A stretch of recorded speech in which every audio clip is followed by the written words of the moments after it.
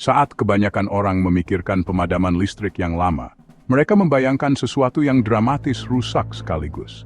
Badai besar, ledakan dahsyat, atau runtuhnya seluruh jaringan listrik. Tapi gambaran itu keliru. Pemadaman listrik berhari-hari biasanya tidak terjadi karena semuanya rusak secara bersamaan. Pemadaman listrik berhari-hari terjadi karena jaringan listrik dirancang untuk menunggu. Jaringan listrik menunggu konfirmasi. Jaringan listrik menunggu kru. Jaringan listrik menunggu keputusan manual. Selama penantian itu, area yang luas tetap gelap, meskipun hanya sebagian kecil dari sistem yang sebenarnya rusak. Sensor-sensor ditempatkan di seluruh jaringan distribusi, jauh lebih berdekatan dari sebelumnya, dan sensor-sensor itu terus-menerus mengukur arus, tegangan, dan waktu. Sistem otomatisasi yang diam-diam mengakhiri pemadaman listrik berhari-hari ini bukan tentang membuat badai lebih lemah atau kabel listrik lebih kuat. Ini tentang menghilangkan waktu tunggu dari proses pemulihan. Ketika ada kabel yang putus, sistem kontrol listrik tidak otomatis tahu persis di mana masalahnya, atau kerusakan apa yang terjadi. Listrik dimatikan di area yang luas untuk mencegah bahaya lebih lanjut. Kemudian, perusahaan listrik mengirim kru untuk memeriksa langsung kabel, saklar, dan trafo. Setiap langkah bergantung pada langkah sebelumnya yang sudah selesai dan dikonfirmasi. Kalau satu tiang rusak, semua yang ada di bawah tiang yang rusak itu akan mati sampai tiang itu diperbaiki, meskipun peralatan lainnya baik-baik saja. Proses ini masuk akal dulu. Waktu pemantauan masih terbatas, dan sebagian besar peralatan tidak melaporkan kondisinya. Tapi proses ini mengubah kerusakan kecil jadi pemadaman yang lama. Karena jaringan listrik tidak bisa dengan yakin mengisolasi masalah sendirian. Saat ada yang rusak, sistem otomatisasi tidak hanya tahu kalau listriknya mati. Sistem itu tahu di mana listriknya mati, seberapa cepat listriknya mati, dan jenis sinyal listrik apa yang menyebabkan kerusakan. Informasi itu memungkinkan saklar otomatis untuk membuka dan menutup, hanya memutus bagian yang rusak sambil mengalirkan listrik di sekitarnya. Daripada setengah kota gelap, pemadaman listrik menyusut menjadi beberapa blok atau bahkan satu jalan saja. Jangan lupa subscribe ya. Cara ini berhasil karena saklar listrik modern tidak lagi lambat atau menggunakan alat-alat mekanis yang butuh konfirmasi dari manusia. Saklar solid state dan elektromekanis cepat bisa bekerja dalam hitungan sepersekian detik. Saklar ini tidak butuh truk atau teknisi untuk memeriksa jalur listrik sebelum bertindak. Ketika ada masalah, sistem otomatis akan langsung bertindak sesuai rencana yang sudah diuji. Ini sudah dirancang dan diuji coba sebelumnya. Jadi, alat yang rusak tidak akan bisa dialiri listrik. Dari luar, tidak ada hal dramatis yang terjadi. Listrik akan kembali menyala dengan cepat untuk sebagian besar orang, meskipun perbaikan masih berlangsung di tempat lain. Baterai kecil yang tersebar dipasang di gardu induk, dekat pengumpan, dan di titik-titik penting jaringan. Baterai ini bukan untuk menyuplai listrik kota selama berhari-hari. Tujuan utamanya adalah memberikan stabilitas jangka pendek. Mereka menjaga tegangan tetap stabil saat saklar otomatis mengkonfigurasi ulang.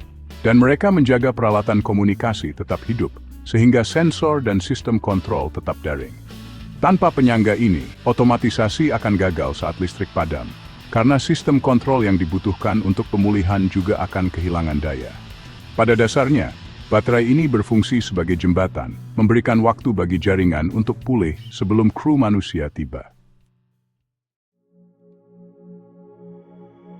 Perusahaan listrik sudah puluhan tahun merancang sistem jaringan listrik yang mengandalkan pengawasan manusia di setiap langkah penting. Membiarkan sistem otomatis membuat keputusan butuh keyakinan penuh bahwa itu tidak akan menciptakan kondisi yang berbahaya. Setiap kemungkinan kegagalan harus dipertimbangkan. Misalnya, sensor bisa saja melaporkan data yang salah, atau saklar bisa rusak dalam keadaan setengah terbuka. Kadang-kadang, dua kerusakan bahkan bisa terjadi bersamaan. Skenario ini jarang terjadi, tapi jaringan listrik harus bisa menanganinya dengan aman. Karena syarat ini, perusahaan listrik memasang sistem otomatisasi secara bertahap. Teknologi ini sudah ada dalam komponen terpisah selama bertahun-tahun.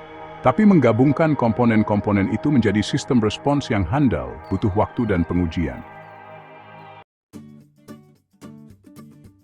Ketika terjadi kegagalan, hasilnya tidak seperti pemadaman listrik tradisional. Alih-alih pemadaman yang lama, orang-orang mengalami gangguan singkat.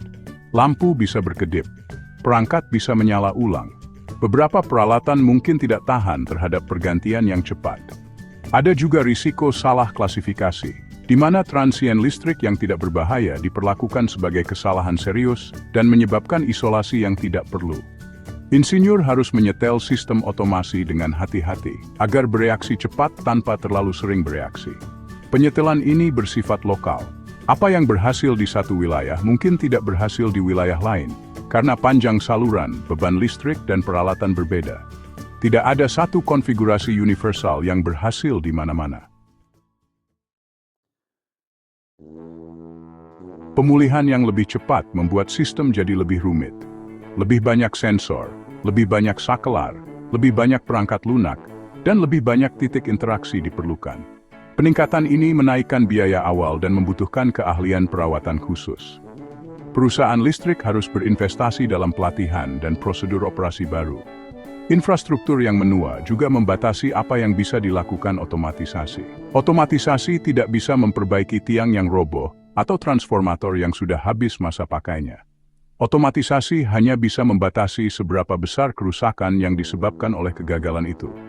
Dalam beberapa kasus, sistem otomatisasi menunjukkan kelemahan yang sebelumnya tersembunyi dan memaksa penggantian infrastruktur lebih awal. Kalau seluruh wilayah kehilangan listrik, atau kalau kabel listrik utama yang menyuplai wilayah itu rusak, sistem otomatis lokal tidak bisa menciptakan listrik yang tidak ada. Sistem otomatis ini dibuat untuk mengatasi masalah di tingkat distribusi, bukan kehilangan pasokan listrik total. Sistem ini juga bergantung pada jaringan komunikasi yang harus tetap berfungsi. Meskipun jaringan ini semakin diperkuat, mereka tidak kebal dari kerusakan. Kejadian ekstrem bisa melumpuhkan sistem yang sudah dirancang dengan baik sekalipun. Bedanya, tindakan pemulihan dimulai segera daripada menunggu tim perbaikan pertama tiba. Sistem otomatisasi ini tidak menjanjikan bahwa listrik tidak akan pernah padam. Sistem ini dirancang agar sebagian besar pemadaman listrik menjadi lebih singkat, lebih kecil, dan tidak terlalu mengganggu. Pemadaman listrik berhari-hari menjadi kejadian langka, bukan hal yang biasa terjadi. Bagi kebanyakan orang, perubahan ini berarti lebih sedikit bahan makanan yang busuk, lebih sedikit hari kerja yang terlewat, dan lebih sedikit malam tanpa pemanas atau pendingin. Pengalaman menghadapi badai berubah dari gangguan yang berkepanjangan menjadi gangguan singkat. Perubahan pengalaman ini adalah hasil dari desain sistem, bukan dari satu perangkat saja. Sistem otomatisasi yang mengakhiri pemadaman listrik berhari-hari ini bekerja karena mengubah cara kerja jaringan listrik saat ada masalah. Sistem ini mengganti menunggu dengan bertindak, ketidakpastian dengan pengukuran, dan pemadaman luas dengan isolasi yang tepat. Sistem ini menerima bahwa kegagalan akan tetap terjadi dan berfokus pada mengatasi kegagalan daripada mencoba mencegah setiap kehilangan listrik. Seiring dengan semakin luasnya penerapannya, efek yang paling terlihat adalah betapa sedikit perhatian yang akan menarik perhatiannya. Jaringan listrik kadang-kadang akan tetap mati, tapi tidak akan mati berhari-hari. Ini adalah hasil nyata dari pilihan rekayasa yang memengaruhi kehidupan sehari-hari. Terima kasih sudah menonton. Jangan lupa subscribe.